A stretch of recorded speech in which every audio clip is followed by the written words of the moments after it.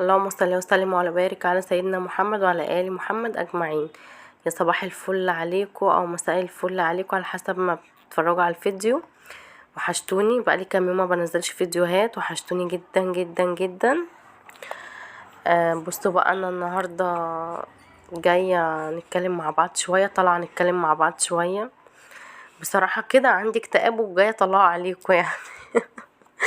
لا لا، مش كده والله، بجد مش كده.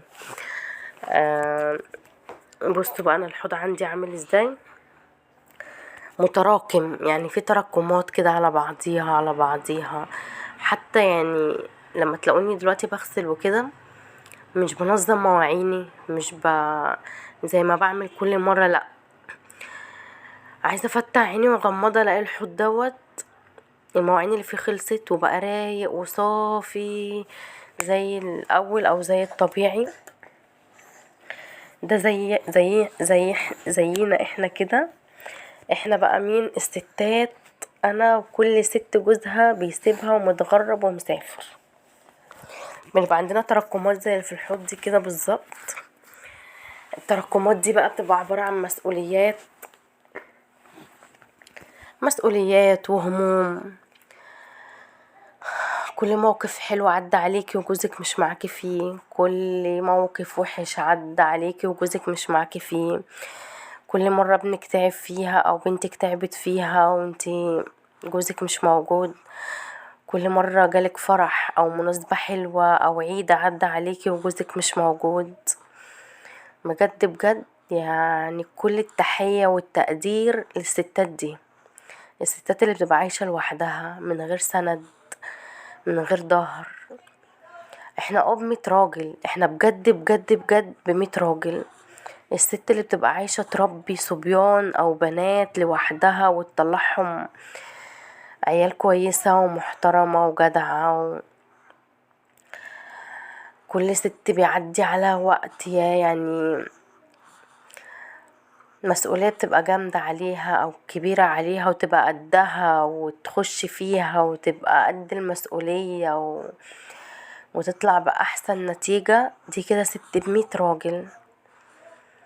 يعني عايزة اقولكم ان الستات كلها في ناحية، والستات اللي جوازتهم بيبقى مسافرين وبيسيبوهم قاعدين لوحديهم وعايشين لوحديهم في دنيا تانية خالص.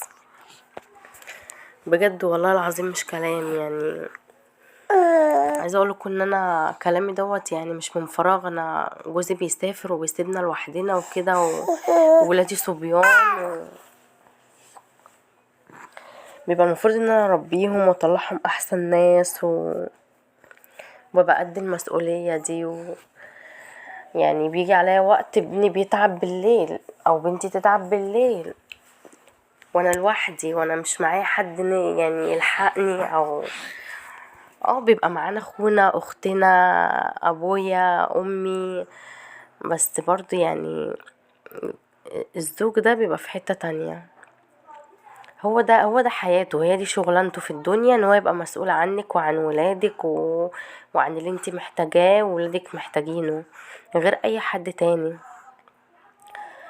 لما بيكون جوزك هنا عايش معاكي في البيت، او نفترض ان هو في اجازة او كده، بتحطي راسك على المخدة وانت مش شايلة هم اي حاجة في الدنيا، مش شايلة هم حاجة محتاجاها في البيت، مش شايلة هم حاجة ناقصاكوا وعايزين تجيبوها، مش شايلة هم حد هيتعب، حد هيبقى يعني بتبقى عايزة كل حاجة بتبقى موجودة، حتى هي لو مش موجودة. انت فاهمة قصدي؟ فاهماني ازاي؟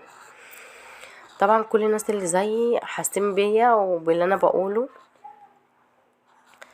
يعني دي حالة اكتئاب كده انا جاية اطلعها او جاية افضفض معاكوا يعني.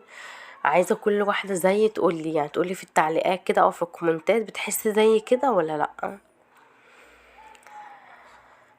اللهم صل وسلم وبارك على سيدنا محمد وعلى آل محمد أجمعين. يا رب يقوينا ويعيننا ونفضل قد المسؤولية ونفضل جامدين كده زي ما احنا، ويقدرنا على ولادنا وعلى تربيتهم وعلى مسؤوليتهم. وفي الاخر يجي واحدة او واحد ملهمش اي لازمة يقولك ده تربية واحدة ست او تربية واحدة ست. يعني عايزة اقولك يا باشا ان الستات ب100 راجل. الستات دي بالذات ب100 راجل، اقسم بالله ب100 راجل. يعني بتعدي في مواقف و... وبتربي احسن من رجاله كتير قوي قوي قوي. فما اسمعش حد تاني يقول ده تربية واحدة ست او دي مربيها واحدة ست. تمام، عشان انا لو سمعت حد بيقول كده مش هيحصل كويس. يلا ما علينا، اتكلمنا بقى وفضفضنا مع بعض شوية.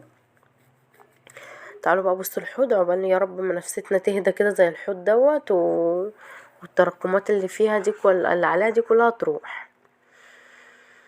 هنا بقى كنت لسه صاحية من النوم، وكنت صاحية متأخر، ودي يعني مش عادتي. يعني انا بحب اصحى بدري عشان بعمل كل حاجتي بدري، وبالذات اليومين دولت عشان بيجيلي ضيوف او بيجيلي ناس عشان انس ابني، يعني بيجوا يبصوا على انس وكده. فاليوم ده صحيت متأخر، كنت عايزة اقوم اعمل فطار بقى، واقوم اجري بسرعة اعمل فطار واروق وكده. اول ما صحيت دخلت على المطبخ، بالنسبة لي المطبخ خلصته يبقى انا خلصت الشقة كلها. بصوا بقى الحوض، يعني اول ما بخلص المطبخ خلاص انا بالنسبة لي كده خلصت الشقة كلها. تمام، نلحق بقى بسرعة بسرعة بسرعة كده نخلص المطبخ. بصوا بقى الحلة دي كنت جايباها احط فيها المواعين، ما شاء الله اتملت على عينها ازاي. كأني كنت بقى اليومين ما بغسلش مواعين. لا، انا المواعين دي كانت هي بتاعت يوم واحد. كان عندي اخواتي يعني وكده وماما، فكنا عاملين كيكة وكده، فادي المواعين بس. يعني انا اكتر واحدة في الكوكب بعمل مواعين، مش عارفة ليه، واغسل مواعين واعمل مواعين. ما علينا، يلا. هنا بقى المية كانت مجنناني، كل شوية المية تقطع المية تشتغل، المية تقطع المية تشتغل. يا ستي ابوس ايدك يا ستي، ده مش وقته يا ستي، ورانا لسه حاجات تانية عايزين نعملها، في ناس جايانا. ابدا مفيش، يا انا يا انت النهارده. وهي اللي كسبت بصراحة، يعني هي اللي كسبت. عايزه اقول لكم ان انا ما لقيتش فايده في الميه، ركنتها. يعني كان في لسه ان انا انضف الرخامه وكده، ورحت بقى داخله على الرخامه التانية. قلت بقى نحضر في الفطار نكسب وقت، بجد بجد كنت مستعجله في اليوم ده قوي. وانا في المطبخ جالي ناس، يعني وانا في المطبخ كده لسه ما خلصتش جالي ناس يعني وكده.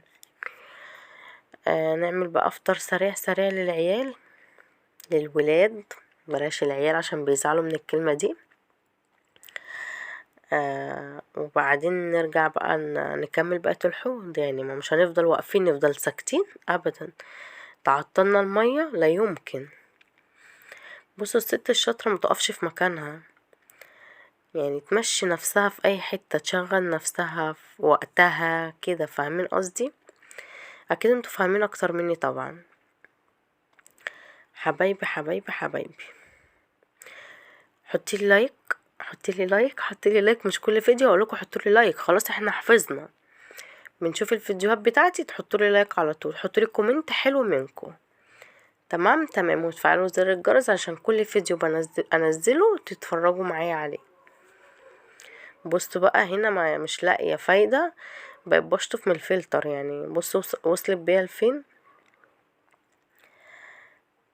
الميه عندي يعني لما بتعملها يعني. بس على مين؟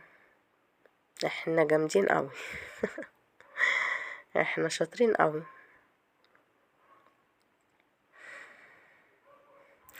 هنا بقى كان نفسي وهفف عليا ان انا اكل بتنجان مخلل في البيت بشوية دقة.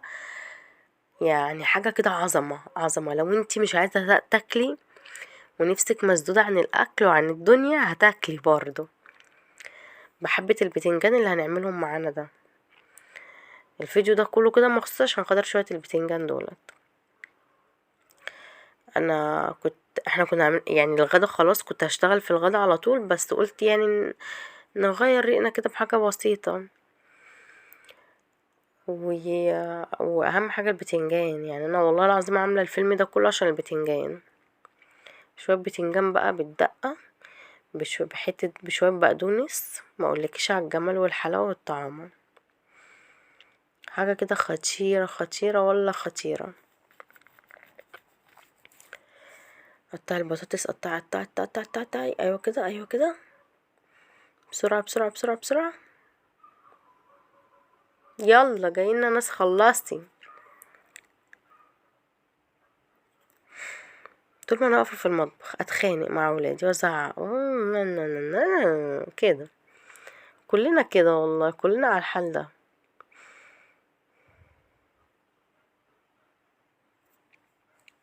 تسرحيش روحتي فين؟ حطيلي لايك، حطيلي كومنت حلو منك.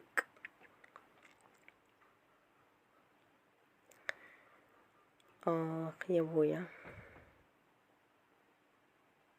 اسكت شويه عشان ما تقعدوش تقولوا عليا زنانه، ماشي؟ عشان في ناس بتقول عليا زنانه. الناس بقى اللي بتقولي ما تسرعيش الفيديو، انا بسرع الحتت اللي انت يعني ما فيهاش حاجه انت تستفادي منها، او يعني كلنا بنعرف نغسل المواعين، فاهماني؟ ده بس تشجيع بينا وبين بعض، يعني انا بشجعكم. اما لو انا هعمل وصفه او هعمل طريقه حاجه فاكيد مش هسرع الفيديو، انا كده هعمله بالراحه. فيعني انا عشان ما تملوش مني او ما تزهقوش مني برضو، ما يكونش الفيديو طويل عليكم. هنا غسلنا بقى الخضار بتاعنا وغسلنا البطاطس، وجينا للطاسه بتاعتي المحروقه دي اللي بتطلع بطاطس، اقسم بالله يعني مش هتاكلها في حته تانية. افتكرت بقى ايه؟ افتكرت ان انا كنت محمره فيها فراخ، فعشان كده ركنتها على جنب. وانا بطلعها من الفرن وبحطها على النار، عماله اقول يا ربي انا عامله فيها حاجه، انا عامله فيها ايه، عامله فيها ايه، لحد الحمد لله ما افتكرت قبل ما احط فيها البطاطس. لان طبعا لو عاملين فراخ وحطينا البطاطس ما بتبقاش حلوه خالص. حطينا بقى طاسه جديده وحطينا البتنجان يتقلي الاول. نعمل الدقه بقى بتاعه البتنجان، عباره عن ايه؟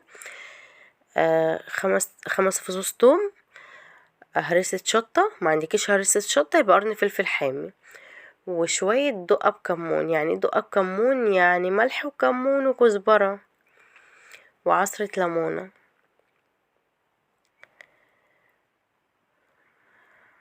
وشوية خل. لا بقى بنقلب البتنجان. البتنجان انا بديله فتحة صغيرة كده من الجنب وبقليه سليم.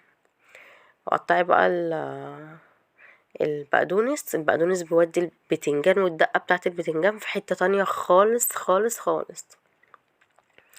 وقطعي الطماطم مكعبات يا اختي، قطعي بقى واحدة اتنين تلاتة زي ما انت ما بتحبي وعلى قد الكمية اللي انت عاملاها طبعا.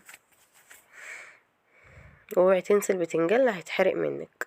وشغلي نفسك كده، شغلي نفسك هنا وهنا وكده يعني. عايزه اقول لكم بجد بجد بجد، احلى بطاطس تاكلها في الدنيا محمره لما تكون في طاسه ألمونيا، ولما تكون في طاسه محروقه، وحياة ربنا بجد بتبقى مقرمشه وبتبقى في حته تانية.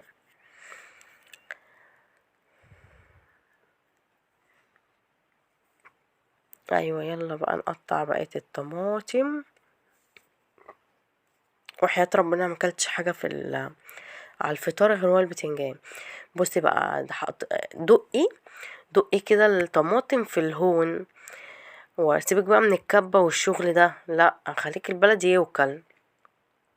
تدقي بقى الطماطم كده، بتطلعي العصارة بتاعت الطماطم كلها، وتقلبي كل الحاجة اللي في الهون دي ببعضها. وبعد كده بقى احشي البتنجان بتاعك. وبعد ما تحشي البتنجان بتاعك اللي يفيد منك، ارميه كده على وش الطبق. بصوا تلاقيني وانا واقفة عمالة القط، تملي انا ده قعدت كده.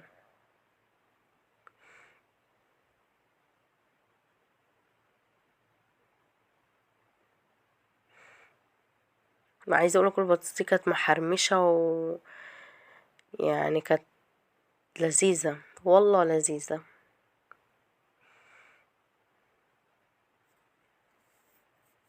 الكاميرا ظلماها، والإضاءة عندي طبعا ظلماها.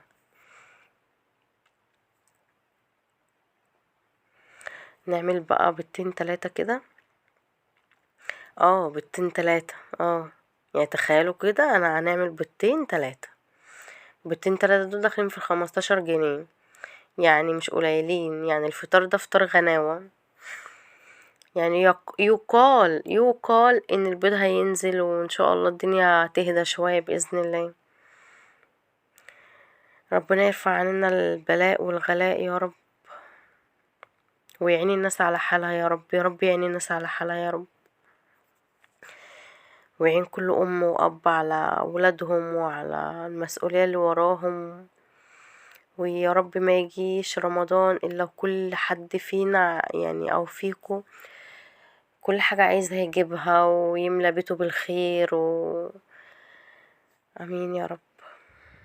دول بقى كان بطسطاية كده كانوا فاضيين، قلت لازم اعملهم لازم اعملهم، وجبنا بقى شوية فلافل وحطيناهم وعملنا البيض وكده وبطاطس والبتنجان وبألف هنا على كل اللي كان منهم حاجة. متنسيش بقى تحطيلي لايك وشير وسبسكرايب للقناة، واشوفكم في فيديو جديد. باي.